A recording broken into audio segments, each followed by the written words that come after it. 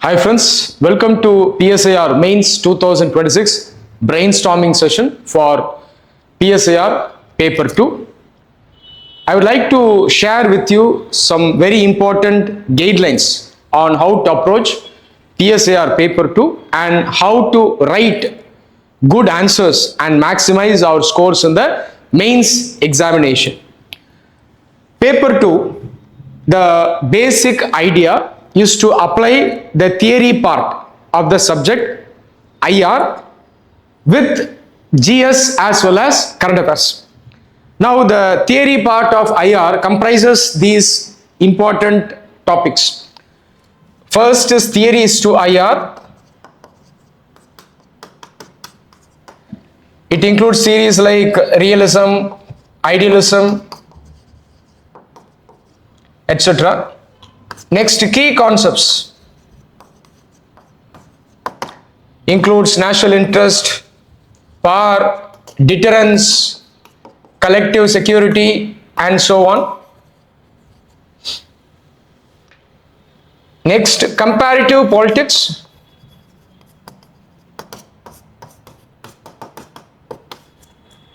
So this is the theory core of paper 2. So this theory has to be interlinked with GS as well as current affairs. So please keep this in mind. Your answers in the mains examination, try to bring theories, realism, idealism, key concepts, national interest, power, deterrence, collective security, collective defense, and you need to bring concepts from comparative politics also, modern approach, traditional approach, etc. Next, you need to write answers from different perspectives. Let's say you are getting a question regarding nuclear politics. Nuclear politics, you can write from realist perspective, you can write from idealist perspective, you can write from social constructivist perspective, you can even write from Nehruvian perspective or Gandhian perspective. So perspectives are very important. Question regarding non-state actors, transnational corporations, TNCs. Here also try to bring different perspectives. So when you write from different perspectives, that will enrich your answer. Next, bring in the views of important scholars. You need not write all the important scholars, but even scholars need to be brought from different perspective. Realist, idealist, neo-Marxist, social constructivist. For example, Robert Cox is a neo-Gramscian scholar. Nina Tannelwald is a very important social constructivist. John Mearsheimer is a offensive realist. Okay, scholars are very important. Next, you need to connect section A with section B.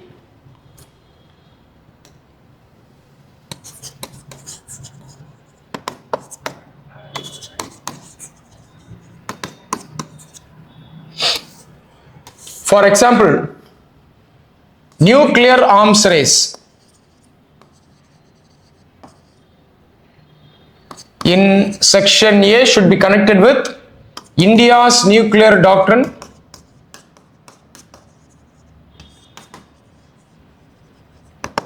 In section B. Similarly, theories like idealism should be connected with India's foreign policy in section B. Politics of representation.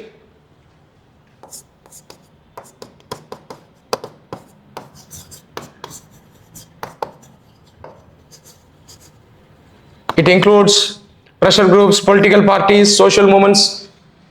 You should connect with section B, India. You can connect with India's foreign policy initiatives.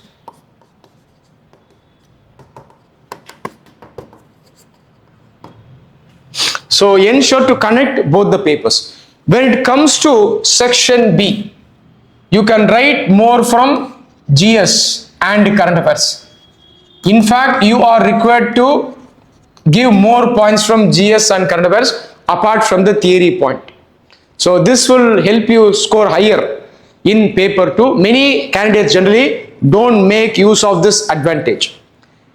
And in section B, there is no need to write so many scholars. Even if you write less number of scholars, it doesn't matter. The content matters. The perspectives matters. So keep this in mind. So section B gives you a leverage where you can bring more points from GS as well as current affairs. Next, as much as possible, try to link India, our country, with different concepts. What is India's relevance? What role does India have to play? What is the way forward? For example, in non-alignment, try to bring in India's relevance. So India currently enforces non-alignment 2.2, which is nothing but implementation of the strategic autonomy along with a proactive approach and multi-alignments.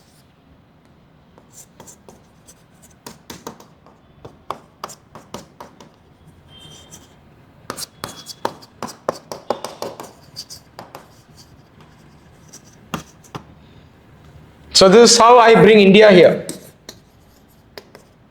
India can give leadership under BRICS alliance to strengthen NAM today.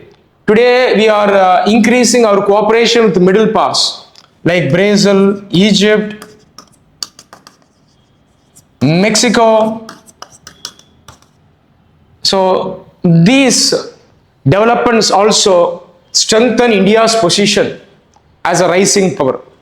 And you can quote scholar, External Affairs Minister Jaishankar, who writes in his book India Way. He calls India a southwestern power. Southwestern power means India is viewed as a western power because we share many values similar to the West: democracy, rule of law, peace, stability, liberalism. At the same time, we also have the values of the global south. That is why India is viewed as a southwestern power. Being a southwestern power, India wields great hegemony today. Hegemony is associated with the scholar Gramsci. Gramsci, you need to bring from paper 1, section A, and relate here. So this is how you need to bring India wherever possible in a relevant manner and in a pertinent manner. And ensure that you are not writing GS answers in PSIR. PSIR answer should have PSIR essence, subject essence, and the elements. The important elements of PSIR answer are the key concepts, theories, ideologies, the perspectives, views of scholars, and the analysis. You need to relate various topics, concepts, the views of different scholars, and you need to give solutions. So this is a proper PSIR answer. So ensure that you are not missing out on the essence. Many students tend to write answers that are shallow. They will write so many points from GS without the PSIR essence. This will prove detrimental. So ensure that your answers in the examination have a strong PSIR subject essence. The evaluators will gauge the quality of your answers in a few seconds. If your answers are missing the important elements, then we can't score high in the mains examination. In paper 2, we have a very good chance of scoring around 190 or even 195. Many students don't make use of this opportunity. Ensure that you are making use of this great opportunity in the second paper of PSIR. So these are the important guidelines that you should keep in mind while writing answers. Now let me take some topics and we will do brainstorming by applying the guidelines which we discussed so far. I would like to discuss 2 or 3 important topics so that you get a practical understanding of how to implement this and write answers accordingly. So please do your homework based on these guidelines. Ensure that you have concise notes with you for all the important topics in the syllabus. For each and every topic, have the notes, and these notes should not be very elaborate notes. These notes should be concise notes, and this notes should contain the elements of the subject which I explained. So we will do brainstorming with the first topic. The first topic is Transatlantic Alliance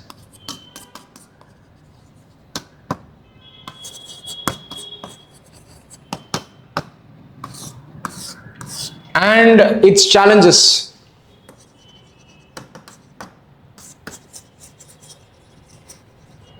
This year UPSC could ask questions from Transatlantic Alliance. Chances are higher. Now, Transatlantic Alliance refers to the cooperation between US and Europe. So this is basically the Transatlantic Alliance.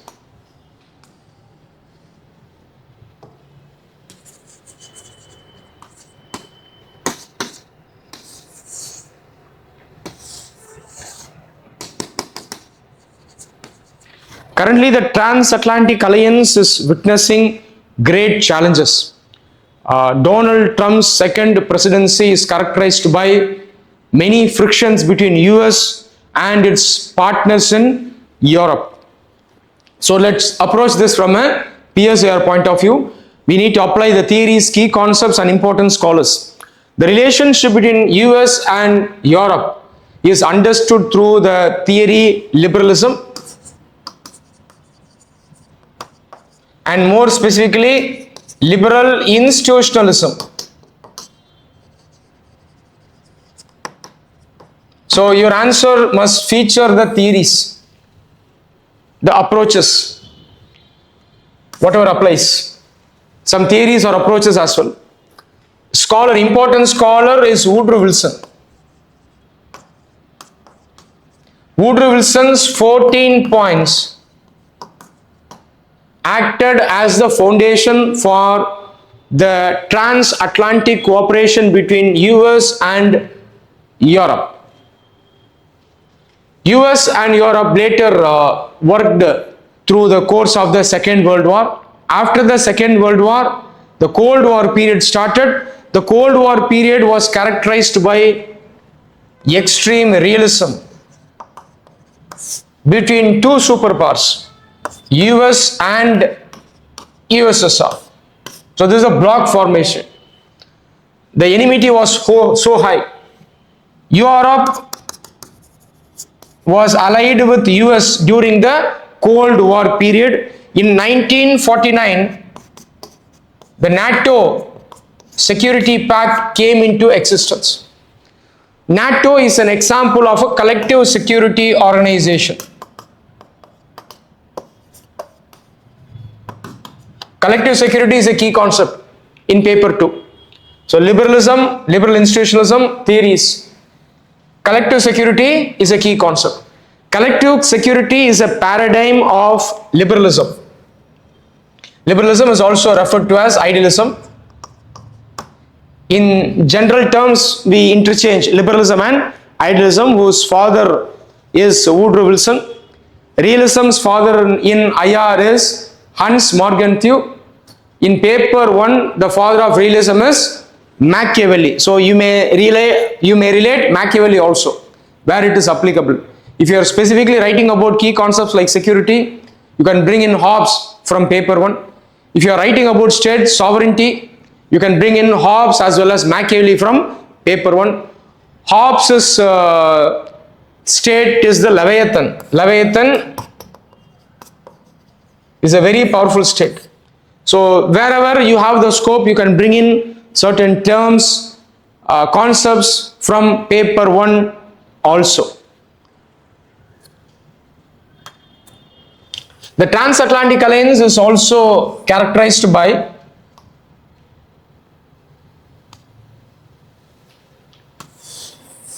strong trade. In IR, trade comes under low politics. Security comes under high politics.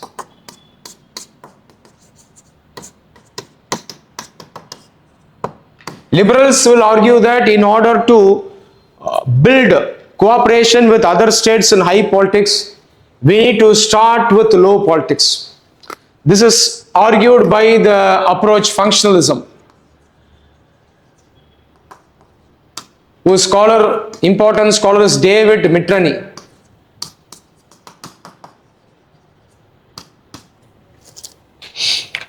NATO is viewed through security, which is nothing but high politics. So try to relate these key terms as much as possible regarding a particular topic. The USSR broke up in the year 1991. USSR's security alliance, security pact, Warsaw Pact was dissolved, but NATO is still intact. So this is the background. So even in the background, you should know how to relate. Now the present situation. Donald Trump, his actions have created a rift between US and Europe within the transatlantic alliance. Now what are these challenges? Let's see. Apart from that, you can relate the theory complex interdependence.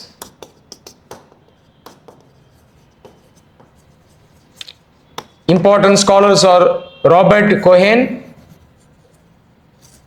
and Joseph Nye.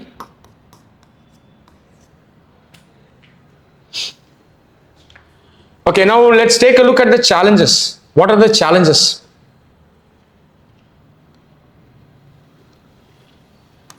We have quite a few challenges which are highly significant. The first is US pressure on NATO allies.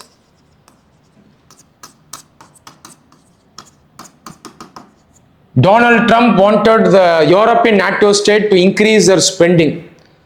Trump told the European partners that US has been spending more in NATO. So this is nothing but realism from US perspective. US is giving importance to its national interest.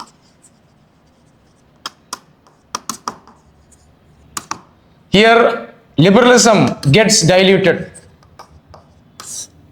So liberalism, realism ensure that you are analyzing using these two important theories. Because of the preoccupation towards national interest and power, liberalism has been diluted. Secondly, US President's tariff pressure on other countries. He imposed higher tariffs on many of his European allies. Thirdly, US unwillingness to help Ukraine.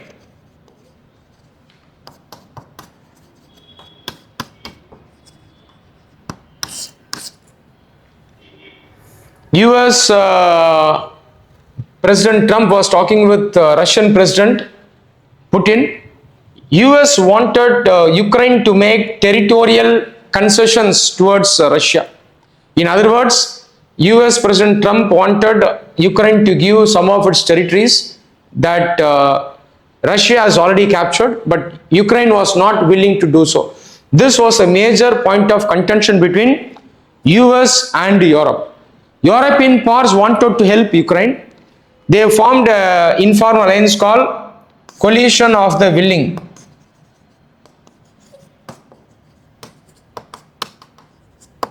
The three powers are UK, France, and Germany.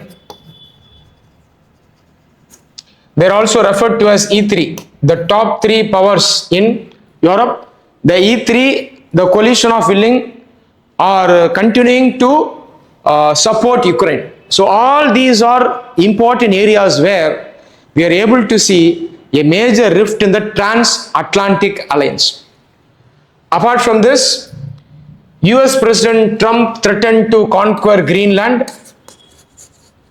which forced the European powers to station troops on this highly strategic island located in the Arctic.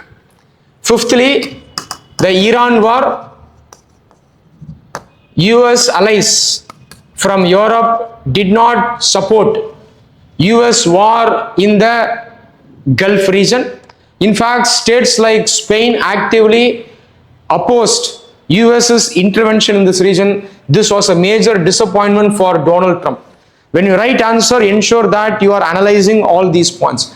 As I already advised, try to bring more points from current affairs and GS in general in section B of paper 2, and you can do this in section A also to some good extent. So this is the situation. Now you need to analyze the way forward. What are the European countries doing now? European countries headed by E3 are now trying to give active leadership to Europe because it is viewing US as an unreliable partner.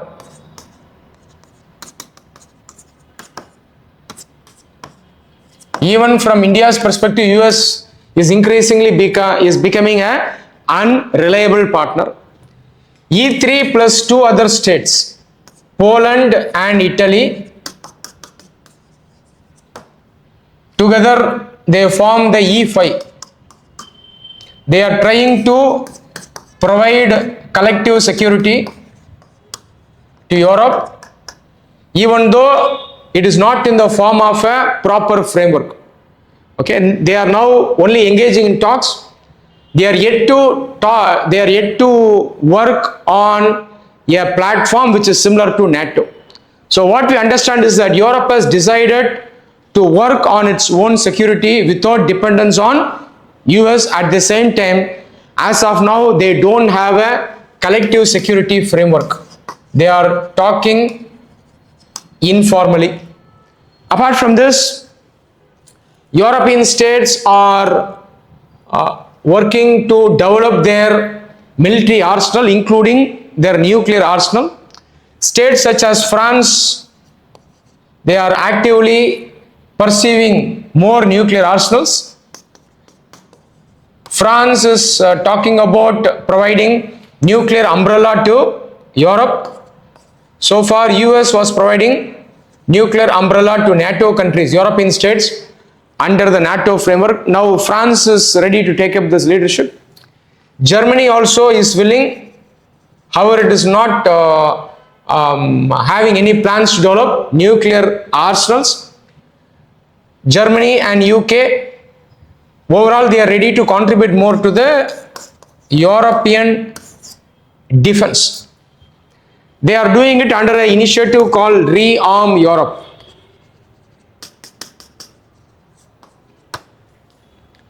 Now let me bring in India. India and EU, we are now working together under the SDP, Special Defense Partnership. So India EU Special Defense Partnership helps Europe overcome the challenges posed by US. From India's perspective, this helps India establish a multipolar world through our alliance with EU. Okay, so it is beneficial for India as well as EU. So the world is experiencing a geopolitical shift today. India and EU's cooperation can help establish a multipolar world. India is trying to synchronize EU's Rearm Europe initiative with our own Atmanirbhar Bharat initiative.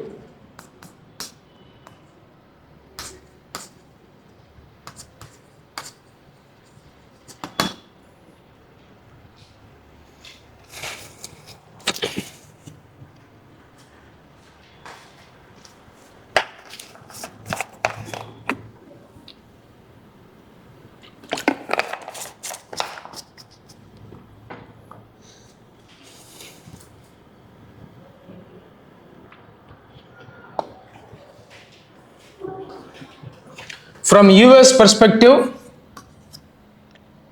US is strengthening itself through the MAGA vision, Make America Great Again.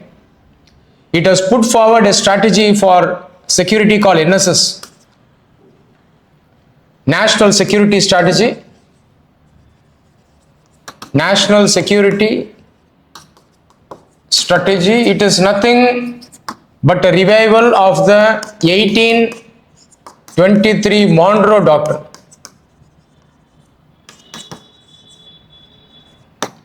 The Monroe Doctrine was talking about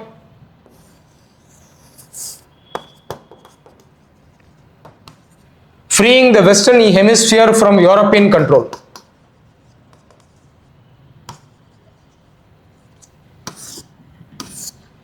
Later, US started actively engaging in the affairs of South America. Now, US has literally revived the 1823 Monroe Doctrine. Under this doctrine, Donald Trump is now focusing more on South America and the region Latin America in general overall. We can give examples for the implementation of this strategy. The US-MCA agreement, trade deal between US, Mexico and Canada signed in 2020.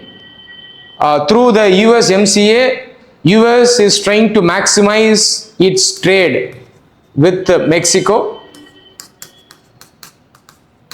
Apart from this, US is increasing its neo-imperialism over South America. It has now taken control over Venezuela. Venezuela is now a puppet state of US. Right-wing governments are returning to states like Colombia. Colombia was a long-term ally of US. So now the regimes in many states in South America, they are favorable towards US. So this is the national security strategy. Thirdly, US is focusing more on transactional foreign policies.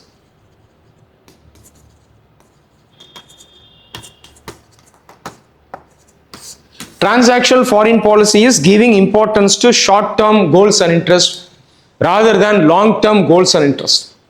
Secondly, transactional foreign policy, a country is willing to work with non-traditional partners rather than traditional partners or allies.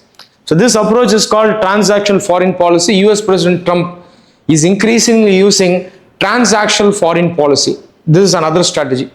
A recent example for US's transactional foreign policy is it is creating critical minerals corridors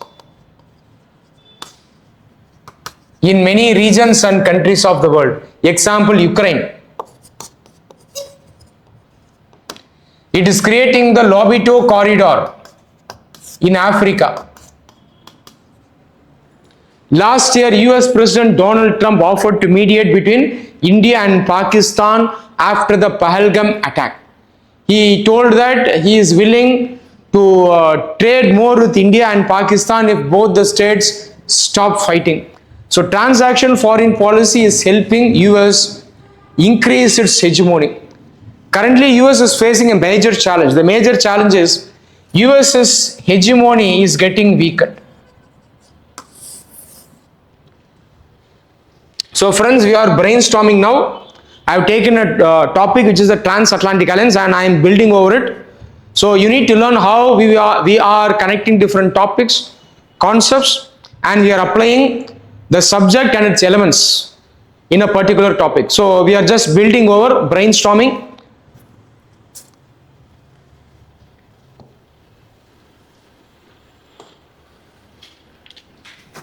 US's hegemony is being challenged by many states. The world is becoming increasingly multipolar today. So US wants to increase its hegemony again.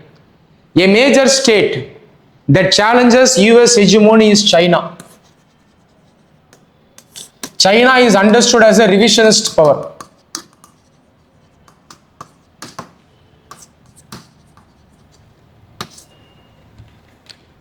A revisionist power is a power that challenges an established power. So China is challenging the existent superpower US. We can also understand China's rise using the concept Thucydides trap.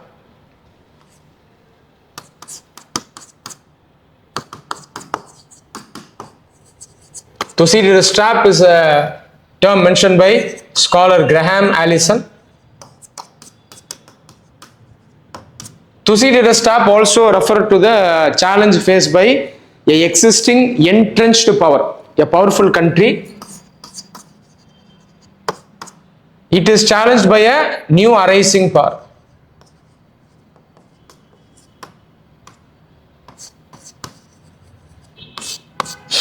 China is very successful today. In fact, China's rise also contributes to a multipolar world. Even though China is an expansionist power, even though China is a neo-imperial power, China is also supporting a multipolar world like India. It may sound ironic, but this is China's vision, establishing a multipolar world. Why China is so successful today? Why it is able to challenge US?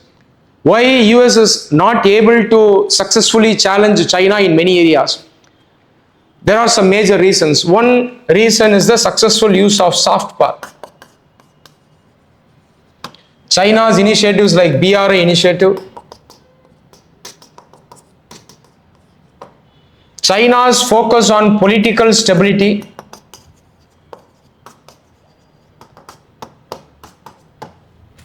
in contrast to American focus on hegemony. Take the example of Africa. China is investing much in Africa through the BRI initiative. It is leading to political stability in Africa. As a result, many countries in Africa are supporting China today. The earlier great powers were unable to provide such political stability. Thirdly, China doesn't come with a missionary approach, meaning it does not try to impose any ideology.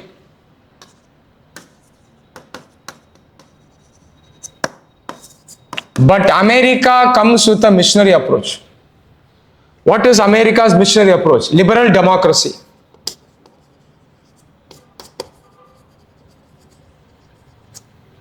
Its missionary approach to enforce democracy in many countries is actually leading to instability. Take the example of Iran war. One of the major reasons for the Iran war is America wanted to export democracy to Iran. But there is double standard here.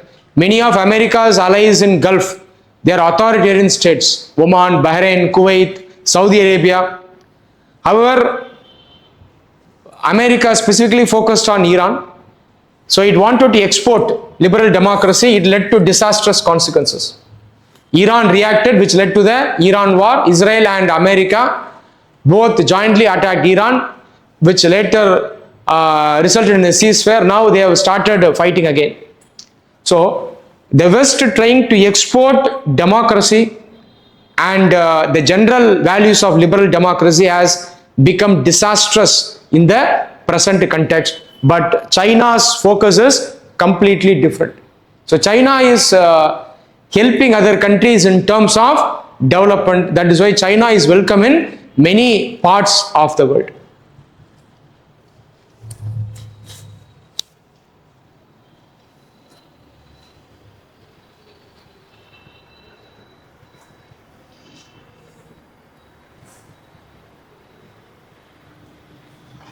Next topic. You can add the view of John Mearsheimer in this topic, offensive realist. Very important scholar.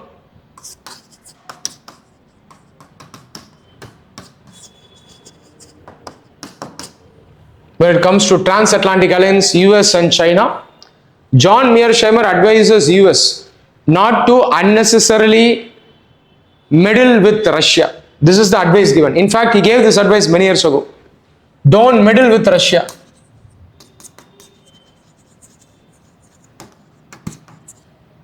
US's unnecessary meddling with Russia led to the Ukraine war. On the other hand, China used this opportunity to strengthen itself. So he is advising US to contain China in Asia.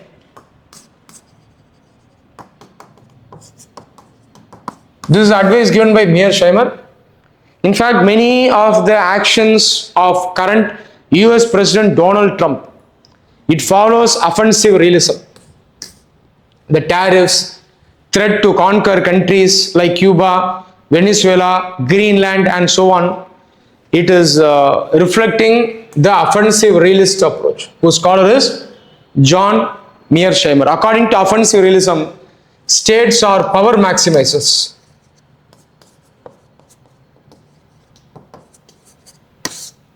According to defensive realism, states are security maximizers.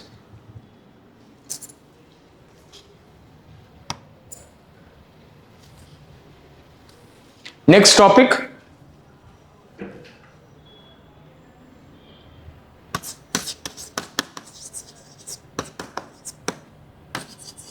Developing world. Developing world, you can club these subtopics. Nature of state in developing societies.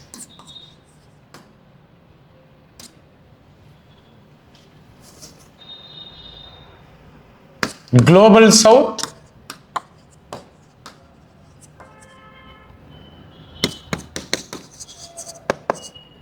Role of India.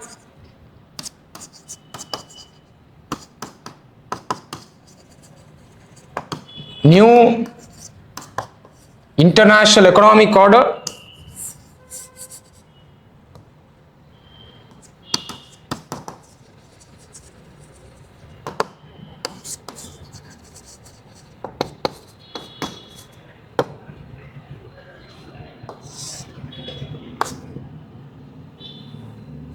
And changing international political order.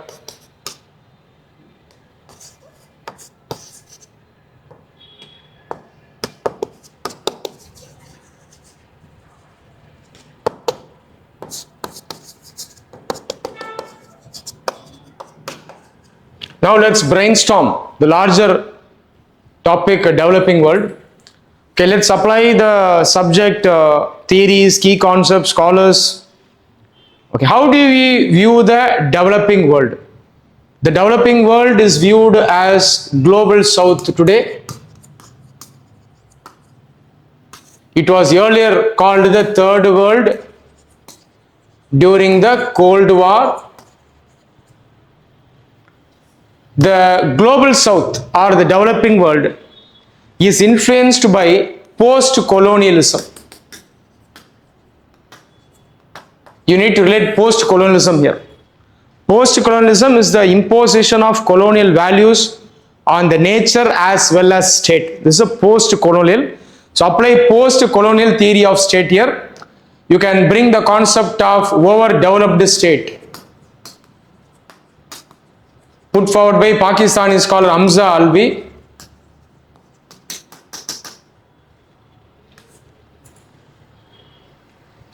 Next, many of the developing world countries are prismatic societies. Prismatic societies is a term coined by scholar F. W. Ricks. Prismatic society means societies which are characterized by tradition as well as modernity. It's called prismatic society. India itself is an example of prismatic society. Next, you need to relate dependency theory.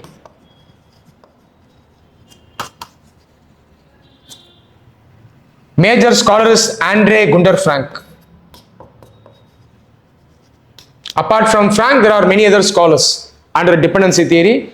Dependency theory is a major contribution of Latin America. If you get questions regarding Latin America, then write about the dependency theory briefly. Raul Prebisch, Argentinian scholar, is a dependency theorist. Immanuel Wallerstein is also a dependency theorist. A.G. Frank is the most important dependency theorist. The dependency theorists view the global north or the global or the developing world as the core. It views the developing world as the periphery. This is the general conception. The periphery provides raw materials to the core countries. The core countries in turn provides finished goods to the periphery countries. Apart from this, you can relate Samuel Huntington's Clash of Civilization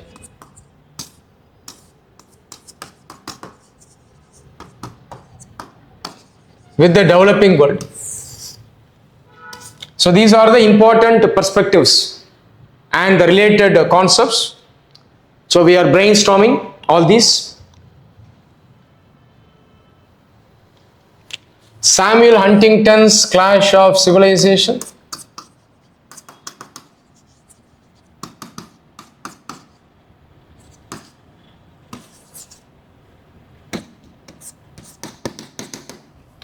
According to his book Clash of Civilizations, Huntington tells that post-World Cold War, the conflict between states, they are not based on political ideologies or the concept of state, but they are mainly based on culture and religion. This is called the Clash of Civilization.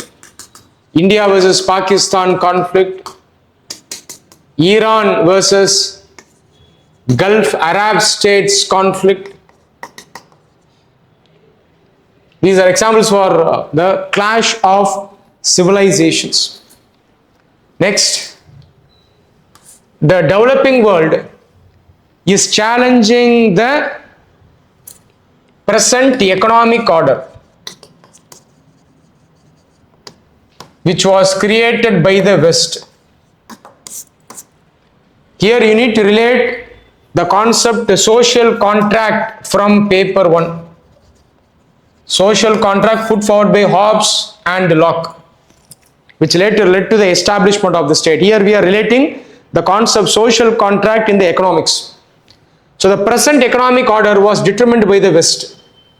It is based on the dependency theory.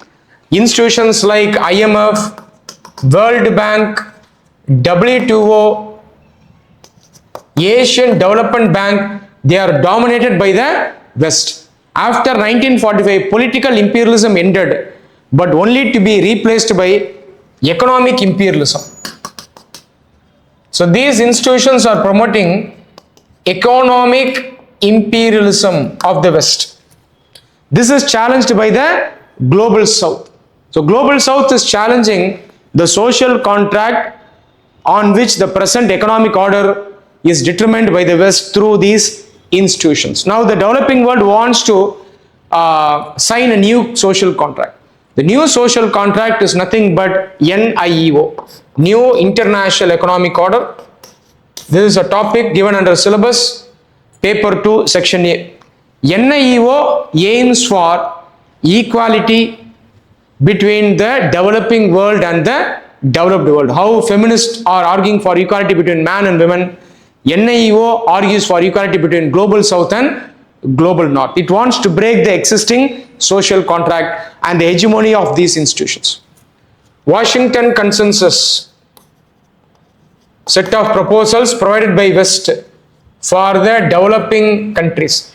NIEO is questioning the Washington proposals also. NIEO has led to establishment of developing world institutions like NDB, AIIB, and so on. India has ample scope under these institutions. BRICS itself is a platform that can strengthen the NIEO. Initially, BRICS was viewed as a geopolitical counterweight to the West. Today, BRICS has emerged as a developmental coalition. So bring in BRICS. When you write answers about NIEO, BRICS you must definitely write. How it is a development coalition? What actions has BRICS taken? There are many over the last few years. It has actively worked for de-dollarization. Dollar being the hegemonistic currency of the world, the BRICS countries are promoting their own currency. There is an initiative called R5. 5 currencies, they are being promoted. This initiative will get operational soon. The BRICS countries are also working on digital payments.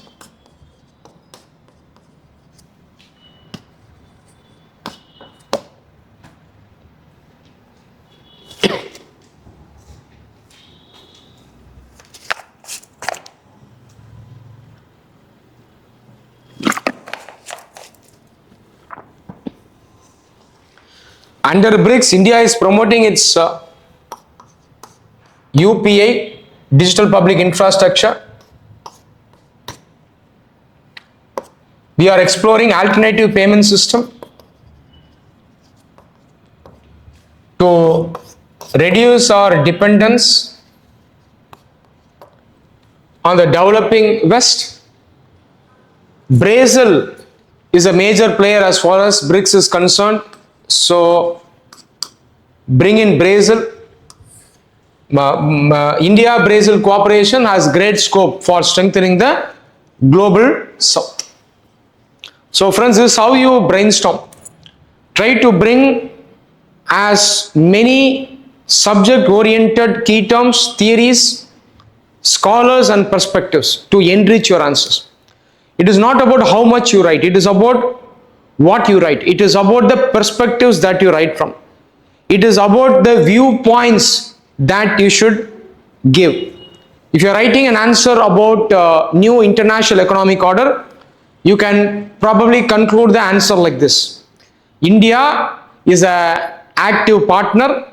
India can provide able leadership to the global world using its hegemony as a southwestern power. You can write like this.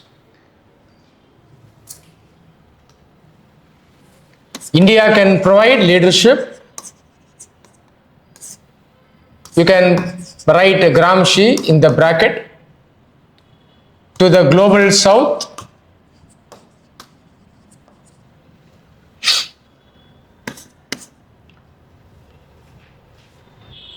Using its hegemony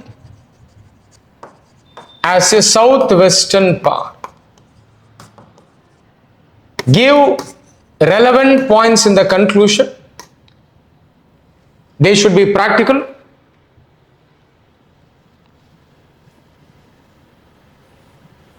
You can quote the view of scholars who have provided their views recently. Few days ago, Shashi Tharoor put up his view. He told that India should reduce its dependence on US. It should also be careful with respect to China.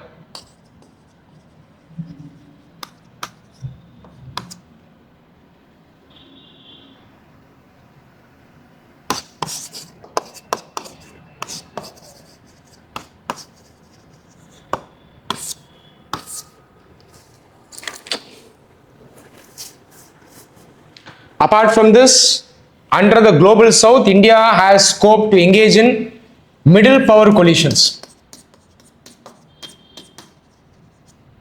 Middle power. Middle power is neither great power nor superpower. Middle power is similar to the golden mean mentioned by Aristotle. So middle powers, there are many countries today. India itself is a middle power. India, Brazil, Iran, Israel, Mexico, Indonesia and Malaysia from Southeast Asia, Japan from East Asia, South Korea from East Asia, and there are many middle powers from Europe, Italy, Germany,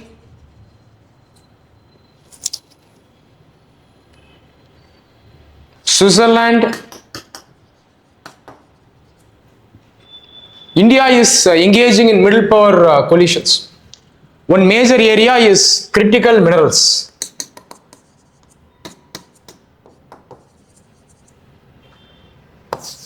can include Canada and Australia as well. Geographically large countries, but they are middle powers. India is currently working with Australia and Canada for sourcing critical minerals. It is working under the Quad for critical minerals, under the Quad Critical Minerals Alliance.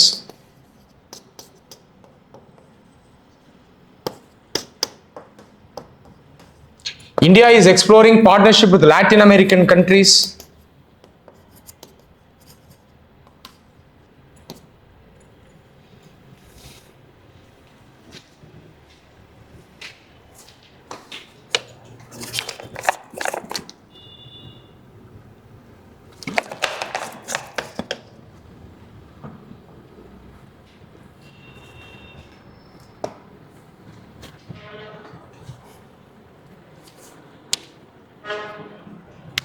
Next topic.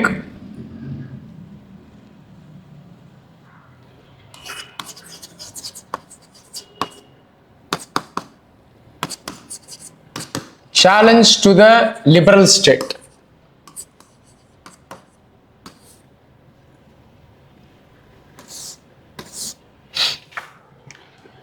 This question is repeatedly asked by UPSC in the past. Challenge to the liberal state in general, or challenge to neo-liberal state in particular.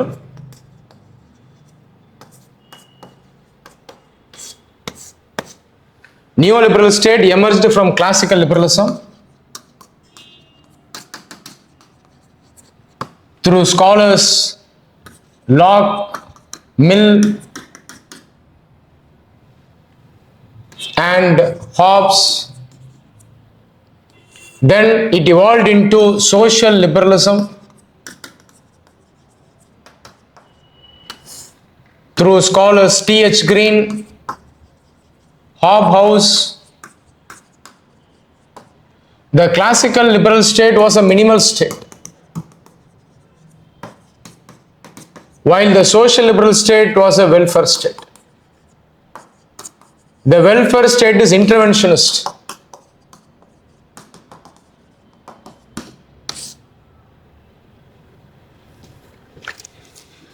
Neoliberal state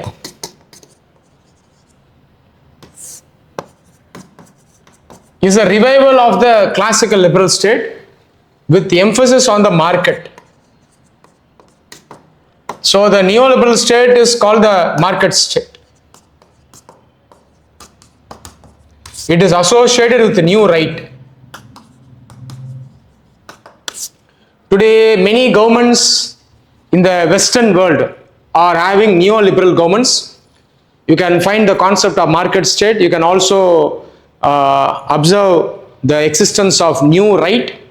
A classical example, a prime example is US. US itself is a neoliberal state with the Republican government in place, which is based on the new right. Donald Trump is giving more importance to market with emphasis on national interest.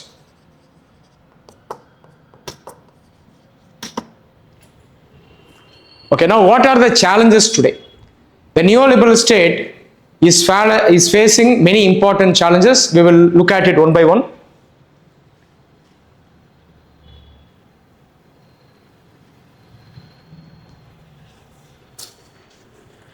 First challenge, the neoliberal state is facing the problem of legitimation crisis. Wherever possible, bring in the scholar and his view for better explanation. Legitimation crisis was put forward by Habermas.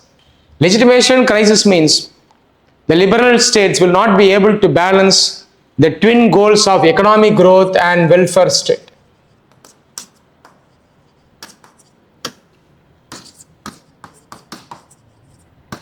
If you look at today, many of the Western states, they face this challenge. You can observe yourself. Italy, Germany, France, America, you will find this challenge. The government will invest on one hand. For example, providing insurance to all the people, increasing the funding for social security. On the other hand, it will focus on business growth also. At the same time, there is a clash between these two objectives, which is leading to legitimation crisis. Today, many liberal democracies face legitimation crisis. So this is one concept. Next, democratic deficit. Scholar Joseph Stiglitz, economist, he tells that many liberal states as well as liberal institutions face democratic deficit. Democratic deficit means dilution of democracy. So this is another important concept. Even UN faces democratic deficit today. UN is unable to ensure democracy, peace, rule of law and stability in many countries because of the rise of state sovereignty today.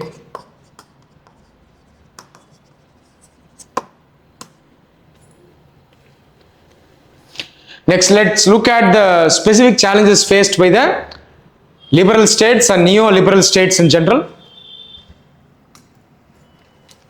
Neoliberal states are experiencing economic inequality.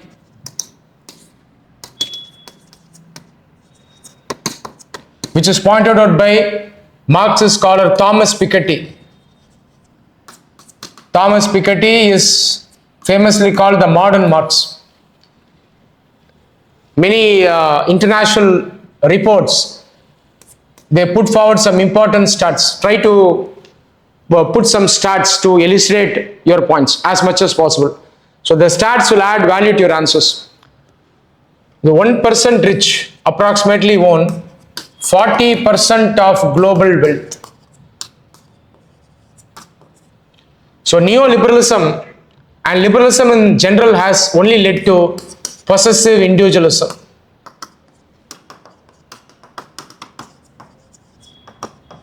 Possessive individualism is a term, a critique put forward by socialist C.B. Macpherson.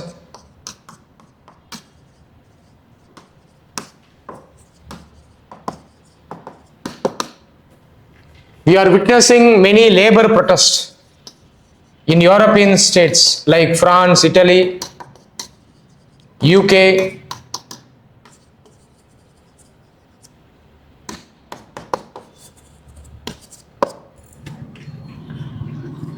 Next, there is rise of majoritarianism.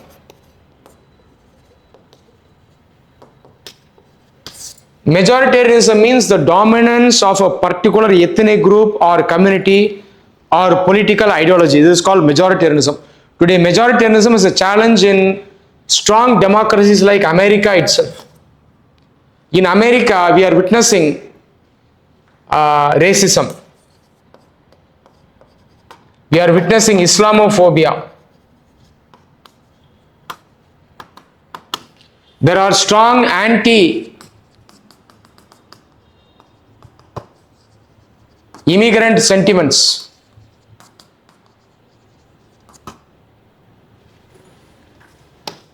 In Europe, you are witnessing Euroscepticism. In 2016, Brexit happened. Now there are talks of exit in other countries. Grexit is an example. Next, there is rise of the far right in many Western liberal democracy. The far right is conservative. It opposes modernism. It opposes equality in some areas. And these are contradictions in liberal democracy. Liberal democracy talks about the isolated man, isolated self. It is based on universalism. All human beings have equal worth regardless of state, religion, ethnicity. These are the assumptions of classical liberalism. But today, the far right is challenging all this. Parties like PVV in Netherlands, AFD in Germany, National Rally in France are example. The far right is gaining ground even in the European Parliament.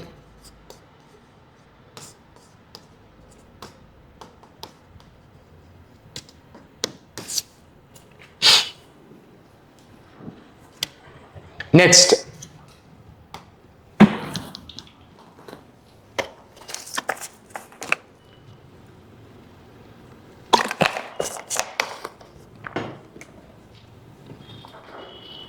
liberal institutions like UN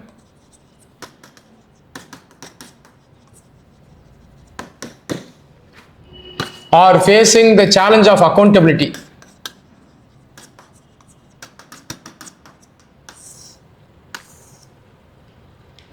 In IR, liberalism talks about the cooperation between countries based on shared values.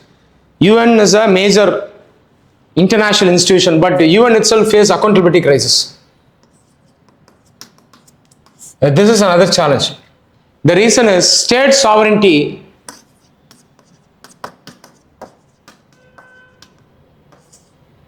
gains primacy over international cooperation, since realists view that the states in the international system are in anarchy. There is no government at the international level, unlike national governments at the state level. So this anarchy allows states to enhance their sovereignty and challenge liberal institutions like UN. Next, apart from domestic challenges, liberal countries are facing international challenges also. The export of liberal democracy in other countries has led to disastrous consequences. In 2001 and 2003, US invaded countries Afghanistan and Iran. It was done in the name of protecting democracy. It was done in the name of human rights. But it led to a disastrous consequence. The disastrous consequence was the rise of terror groups or strengthening of existing terror groups. 2021, US withdrew from Afghanistan. Even after 20 long years, the Taliban could not be decimated. Taliban once again came to power. So in the name of exporting liberal values, the Western countries have only led to entrenchment or strengthening of the terror groups. So this is also a major challenge. US's current conflict in Iran is also strengthening many groups. The important groups are Hezbollah, Houthis, and others. They are collectively called the Axis of Resistance. The ISIS itself emerged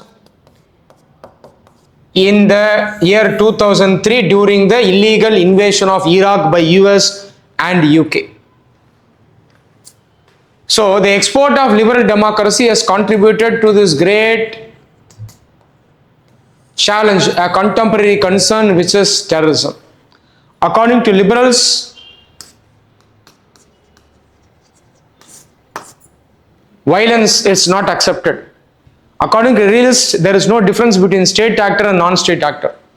They will see non-state actors like Al-Qaeda, ISIS and so on as proxies of the state. According to them, the state actors and non-state actors are not different. They are the same in terms of interest and power.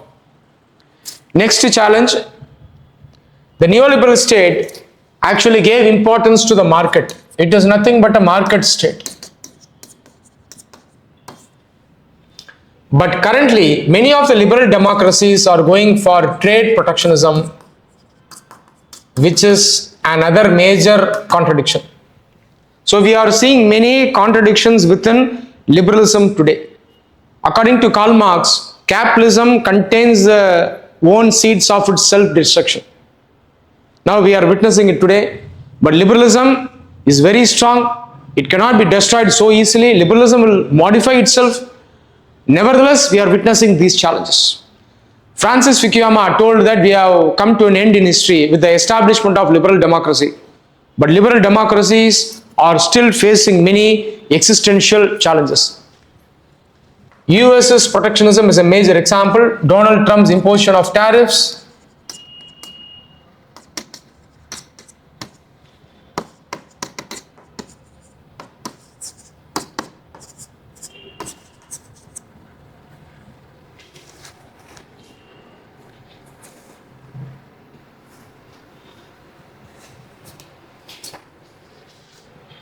So we have gone through the major challenges. Ensure to bring in the scholars accordingly. According to scholar Farid Zakaria,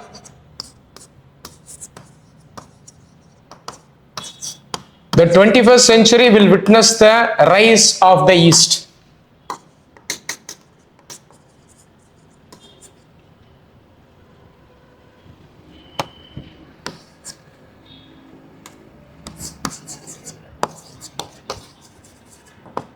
And the decline of the West.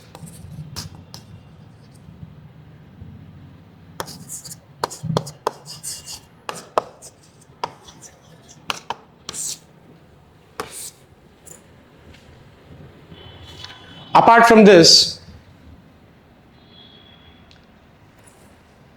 liberal democracy founded on individualism is facing a challenge from collectivism. Countries like Iran, Russia, China are examples. Collectivism gives primacy to the society over the individual. On the other hand, liberalism gives importance to the individual over the society. Now there is a clash between individualism and collectivism. Iran, Russia and China are examples of civilizational states.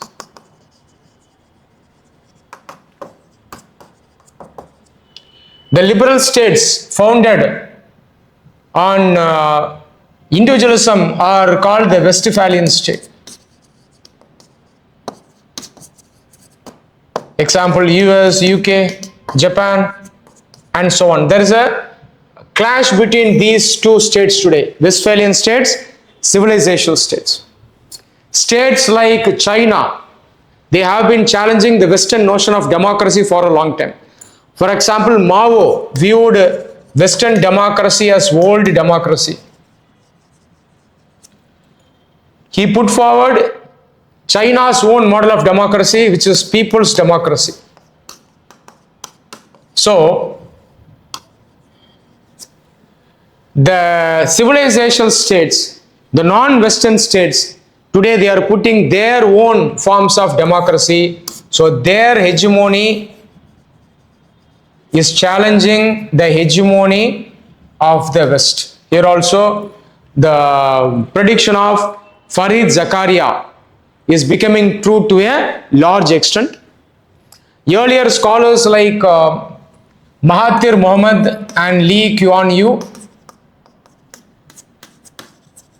they spoke about Asian values.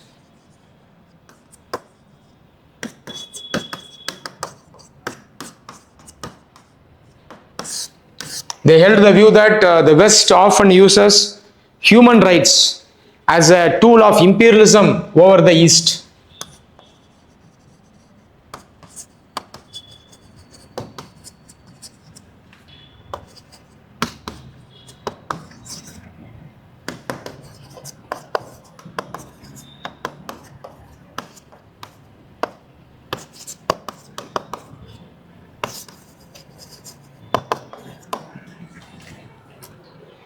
When it comes to solution, you can put forward the views of scholars like Bhikkhu Pare, multiculturalism.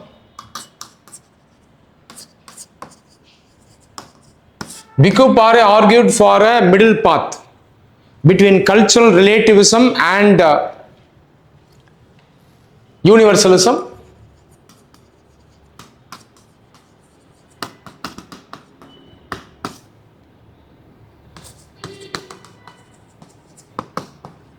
You can argue that Bhikkhu Pare's multiculturalism